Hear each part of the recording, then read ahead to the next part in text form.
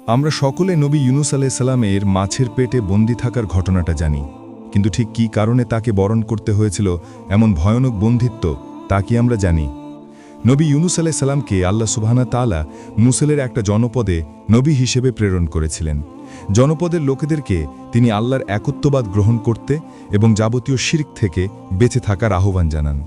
কিন্তু মুসলের ওই জনপদের অধিবাসীরা কর্ণপাত করে না ইউনুস আলাইহিস সালামের আহ্বানে। তারা তাদের পূর্বেকার রীতিনীতি এবং শিরক আর কুফরে বিভোর থাকে। এভাবে বহু বছর ধরে তাওহীদের বার্তা বিলাতে থাকেন নবী ইউনুস আলাইহিস সালাম, কিন্তু কোনো পরিবর্তনই তিনি জনপদের লোকেদের মাঝে দেখতে পান না।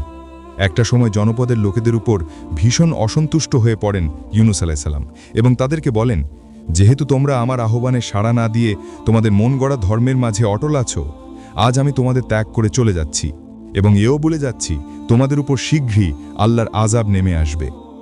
ইউনুস আলাইহিস সালাম জনপদ ছেড়ে চলে যাওয়ার পর জনপদে আল্লাহর আযাবের কতিপয় নিদর্শনাবলীও স্পষ্ট হয়। এতে বেশ ঘাবড়ে যায় জনপদবাসী। তারা বাড়ি ঘর ছেড়ে দল বেঁধে জঙ্গলের দিকে চলে যায় এবং অবিরত কান্নাকাটির মাধ্যমে আল্লাহ সুবহানাহু ওয়া তাআলার কাছে তওবা করতে থাকে নিজেদের ভুল ত্রুটির জন্য। তাদের এই আন্তরিক তওবা আল্লাহ সুবহানাহু ওয়া তাআলা কবুল করেন এবং তিনি জনপদবাসীকে উক্ত আযাব থেকে মুক্তি দেন। এদিকে ইউনুস আলাইহিস সালামের ধারণা ছিল যে আল্লাহর আযাব আসবেই আসবে এবং জনপদবাসীও এতে ধ্বংস হয়ে যাবে। কিন্তু যখন শুনতে পেলেন আল্লাহর আযাব আসেনি, তখন তিনি বেশ চিন্তায় পড়ে গেলেন। ভাবলেন, যদি আমি তাদের মাঝে ফিরে যাই, নির্ঘাত তারা আমাকে মিথ্যাবাদী বলে সাব্যস্ত করবে। তাফসিরে এও আছে, ইউনুস আলাইহিস সালামের জনপদে একটা রীতি প্রচলিত ছিল যে তাদের মাঝে কেউ যদি মিথ্যাবাদী সাব্যস্ত হয় তাহলে তাকে হত্যা করে ফেলা হতো। আল্লাহর আযাব না আসাতে ইউনুস আলাইহিস সালাম ভাবলেন, ফিরে গেলে তার প্রাণনাশেরও আশঙ্কা আছে বইকি। এমন ভাবনা থেকে তিনি মুসেলে অর্থাৎ নিজের জনপদে ফিরে না গিয়ে অন্যত্র হিজরত করা শুরু করলেন। পথিমধ্যে একটা নদী পড়ল। অনেকের সাথে তিনিও একটা নৌকায় উঠে বসে পড়লেন নদী পার হওয়ার জন্য। তাদেরকে নিয়ে নৌকা যখন মাঝ দরিয়ায় পৌঁছালো, তখন কোনো এক কারণে নৌকা আটকে গিয়ে ডুবে যাওয়ার উপক্রম হয়। ডুবে যাওয়া থেকে নৌকাকে বাঁচাতে হলে কি করতে হবে? মাঝিরা বলল, নৌকায় থাকা কোনো এক ব্যক্তিকে নদীতে ফেলে দিলেই নৌকা হালকা হবে এবং নৌকা মুক্ত হবে। কিন্তু কাকে ফেলা যায় নদীতে? একটা লটারি করা হলো এবং সেখানে উঠে এলো নবী ইউনুস আলাইহিস সালামের নাম। নিজের নাম উঠে আসায় নবী ইউনুস আলাইহিস সালাম নিচ থেকে দরিয়ায় ঝাঁপিয়ে পড়লেন। তখন আল্লাহ সুবহানাহু ওয়া তাআলার নির্দেশেই এক বৃহৎ আকৃতির মাছ এসে গলাধঃকরণ করে ফেলল তাকে। এরপরের ঘটনা তো আমাদের সকলেরই জানা।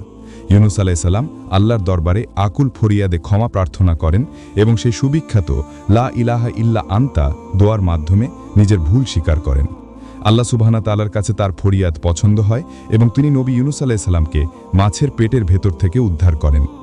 এই পুরো ঘটনাটি কেন ঘটেছে বলতে পারেন? কারণ আল্লাহর আদেশ ব্যতীতই ইউনুস আলাইহিস সালাম তার সম্প্রদায়কে ছেড়ে অন্যত্র চলে যাচ্ছিলেন।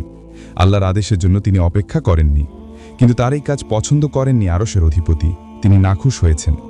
আল্লাহর সিদ্ধান্তের বাইরে গেলে, আল্লাহর আদেশের অপেক্ষা না করে নিজের মর্জি মোতাবেক চলতে গেলে কি ভীষণ বিপদের মুখোমুখি হতে হয় তার একটা নমুনা তিনি ইউনুস আলাইহিস সালামকে দেখিয়েছেন। দরিয়ার গভীর অন্ধকার তলায় মাছের পেটের ভেতরকার গাঢ় ঘন অন্ধকারে ইউনুস আলাইহিস সালামকে সাময়িক সময়ের জন্য রেখে মহান রব এই বার্তা দিলেন যে আল্লাহর সিদ্ধান্তের জন্য অপেক্ষা করাই কল্যাণের। কেউ যদি তার সিদ্ধান্তের বাইরে চলতে চায়, কেউ যদি তার আদেশকে অগ্রাহ্য করতে চায়, সে যেদিকেই মুখ ফিরাক না কেন তার সেই পথ হবে বিপদ সংকুল।